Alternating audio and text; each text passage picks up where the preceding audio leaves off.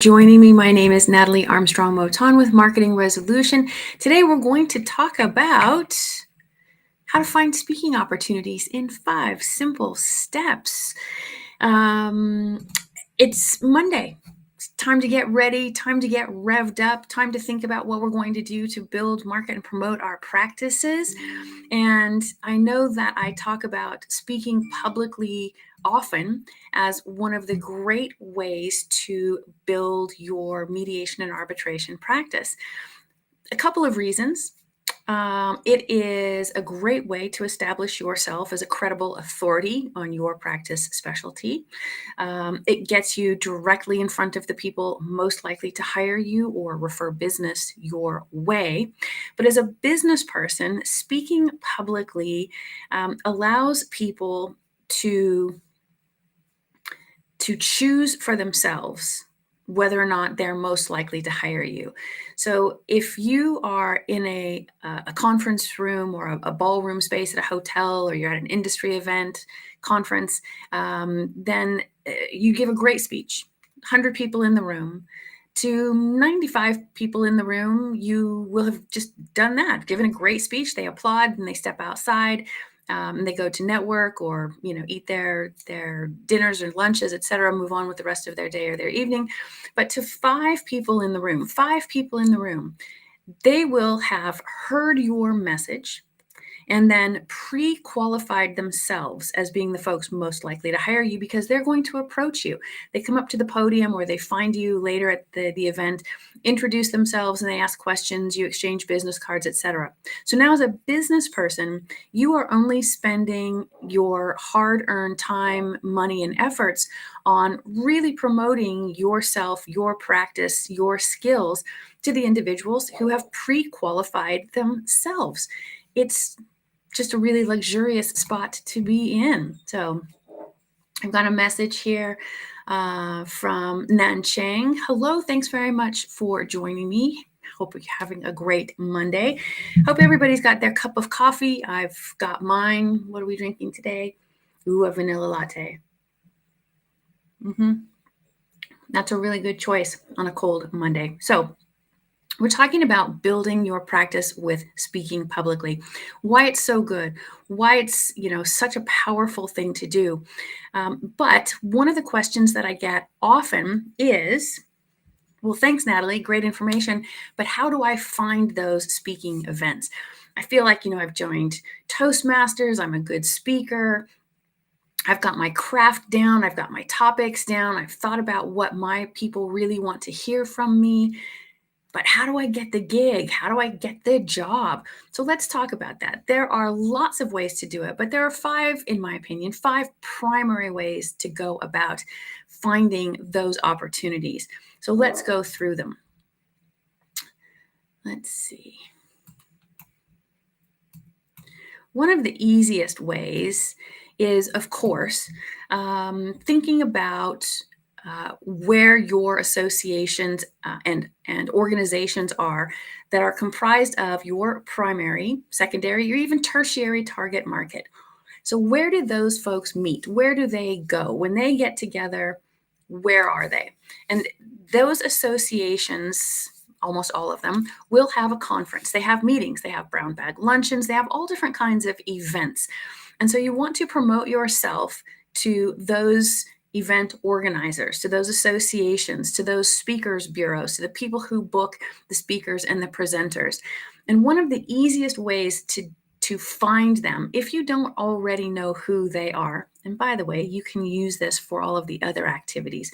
So if you want to push out an article to them, where you want to offer a training, where you need to know where to go networking, one of the greatest resources I have ever found is a website, and it is directoryofassociations.com. That's it, www.directoryofassociations.com.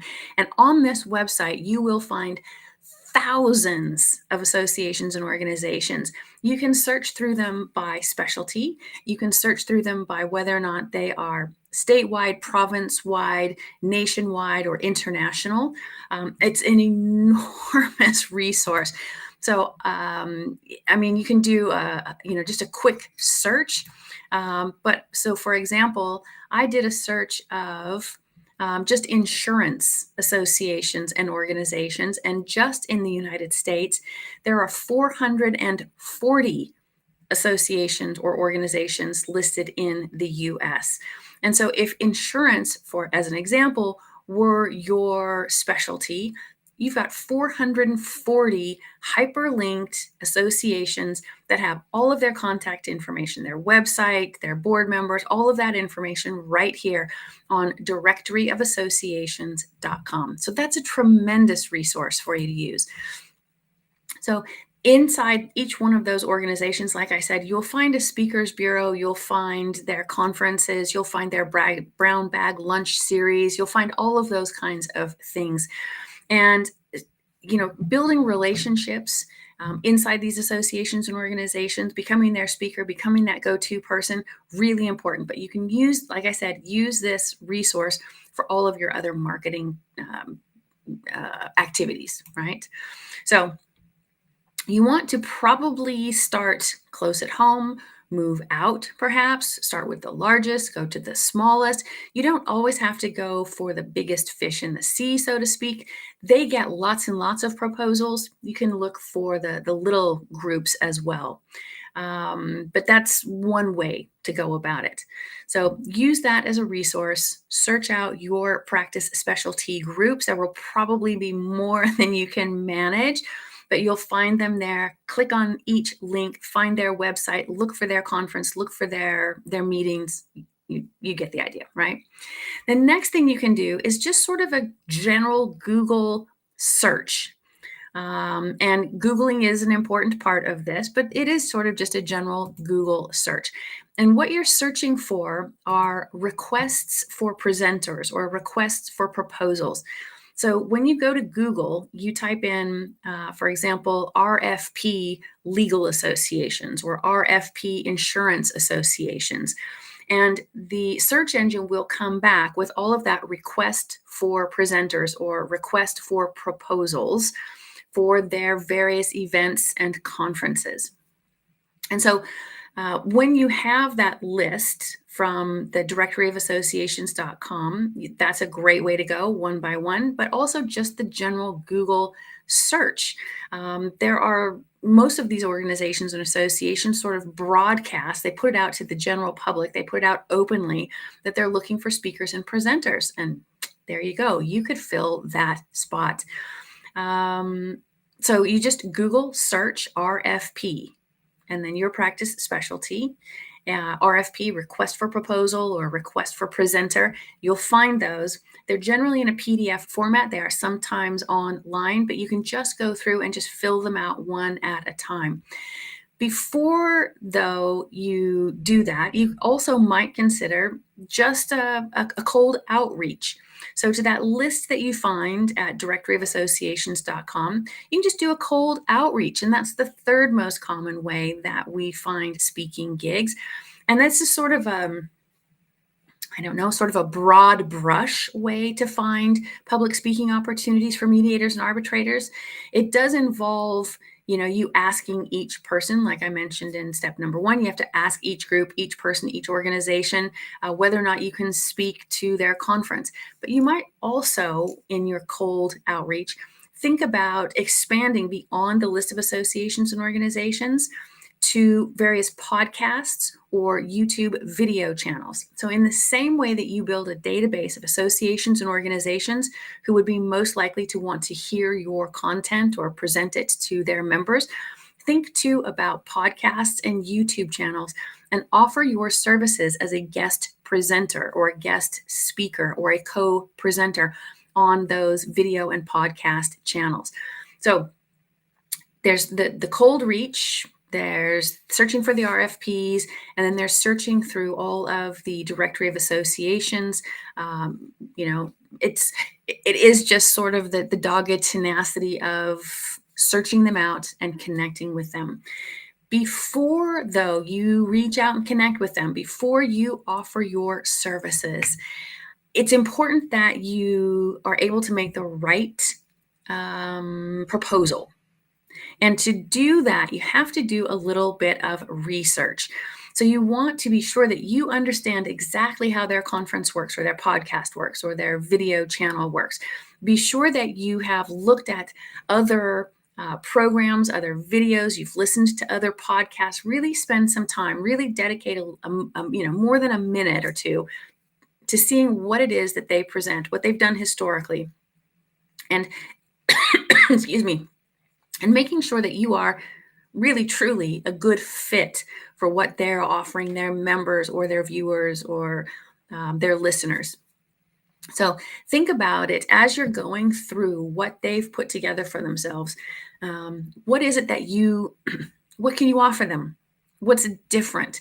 Because you want to be able to pitch to them that you provide something that fills a gap, or you provide a counterpoint, or you provide validation that the previous speaker was right on target. You can add to that.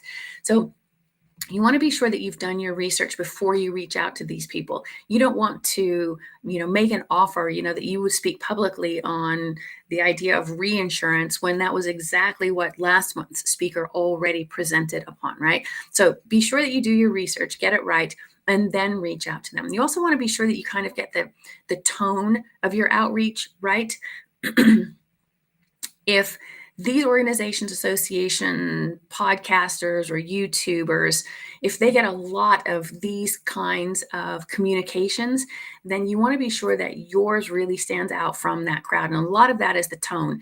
So you want to be sure that if you've put together a form letter, for example, as a pitch package, that it doesn't sound like a form letter, that it doesn't sound robotic, it sounds casual, it sounds conversational, and that it's really highly personalized for each person that you send it to, or each organization that you send it to, or each channel that you send it to. Really, really personalize each and every one. And then two, when you're sending out these kinds of pitches, be sure that you follow up. So it might be that your first initial communication wasn't quite right. You didn't have exactly the right topic, or maybe the timing was just off. Maybe they needed this information 60 days ago, or maybe they're not quite ready for it to come in and you need to, wait a little bit longer. There's also no harm in saying, I realize that from time to time, speakers have to, for various reasons, bow out at the last minute. If you need someone to fill those last minute spots, please let me know. My program is ready to go. I can launch it with, moments notice and fill those voids. So if you have that kind of skill, that kind of talent, then be sure you let the host know. So if you want to send out this kind of pitch package, I'm absolutely happy to send you kind of the outline that I use with my clients, not specific, but it'll give you the outline. So leave a comment. Let me know that you want a copy of it, and I will email you what I work with on behalf of my clients.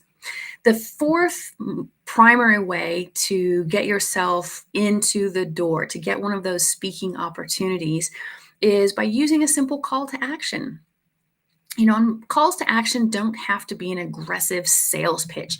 You can be really nice and really friendly, and you can use a simple call to action and let people know. When you send out email, it could be part of your email signature. When you are on a podcast or a video like this, you can always say, and by the way, if you need a public speaker or you need a presenter, feel free to let me know.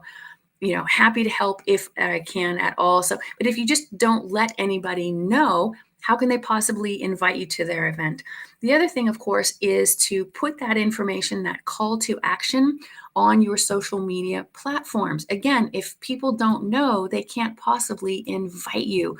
So be sure that it's listed prominently on your bio, on your social media pages, in your email communications, on a video like this, your podcast, whatever platform you're on, let people know. Hi, Larry. Absolutely. I will send you a copy. Nicola, hello from Serbia. Hello, Serbia. Hello, Nicola. Hello from France. Thanks very much for joining. Glenn, happy to send you a copy. Let's see. And Jaleesa, thanks in advance. I will send your copy as well. Thanks so much for watching me on a Marketing Monday and interacting with me. It makes me feel good when you guys talk to me like that. All right. So number 4, the call to action. You have to let people know that you are available to be the public speaker. Number 5, and the last one that I think is just so easy, is a bit of not really industrial espionage, but it's a little cheeky, this one. But it is worth doing. And here's why. You want to create success upon success, right? And so if you look at the individuals that have a similar practice specialty, and you see that they're presenting at an association or an organization or whatever the case may be, or they've got a podcast or a video YouTube channel, look at that, study it, and then build on that. You can just write down a list of your competitors, kind of slowly go through their websites and their social media pages and see where they're speaking, on what topics they're speaking. And sometimes you can even get an idea about how successful the gig was, if it's been published or not. See how they post about the event. How do they follow up? Do they, post thank you letters? Really sort of track what you think the most successful folks in your practice specialty are doing. And the things that you don't like about what they're doing, obviously don't replicate those things, but the things that they're doing really, really well, think about how you can modify that for yourself. If their speeches have been published online, listen to them. Watch how they interact with people. Look at their tone. Look at their cadence. Look at how they use their voice or their gestures. How long are their speeches, etc. How are they interacting? Really make note of this. And obviously, do not ever, never plagiarize, but you can use what they've put together, make it your own, make it better, make it you, make it authentic to you. All right.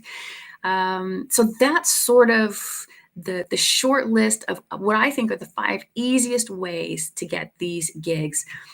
So, number 1, use the directory of associations.com. It is an overwhelmingly deep, fantastic resource that, again, you can use for writing, speaking, training, networking, all different kinds of outreach. Then, look for the calls for proposals. Google search RFP, your practice specialty. So request for proposal, request for presenter, however they've termed it, but RFP, do a Google search. Again, it's just a little bit of dogged tenacity. Get your cup of coffee, your cup of tea, turn on a little music and sit down and do the research that's necessary and find those offers, start filling them out. Then there's the cold outreach we talked about. And if you need help with that, of course, let me know. Calls to action, these little gentle reminders. This is me, I'm available to speak. This is me, I can help you with your training. This is me, I'm happy to be a guest on your podcast. This is me, you need to interview someone for your YouTube channel, I'm your huckleberry. Those little gentle calls to action. And then, of course, a little good research about the people that you really appreciate and respect, and look to see where they've gone, what they've done, what they've presented, how they've gone about it, and make it your own, make it better. Well, that is it for me on this Monday. I really appreciate that you've watched the video. If you need any help, any assistance, need a resource, be sure to reach out. Also, if you have ideas for upcoming episodes, if you've got questions or concerns, or you're curious about something about how to build your practice, absolutely let me know in the comments. When people send me information, say, Natalie, I need this. Natalie, I'm curious about this. How do I do this? Where do I find this? I'm always happy to create an episode that answers those kinds of concerns. And in fact, that's how this episode was put together. So that's it for me. Have a great Monday. I wish you all success. Take care. Be good humans.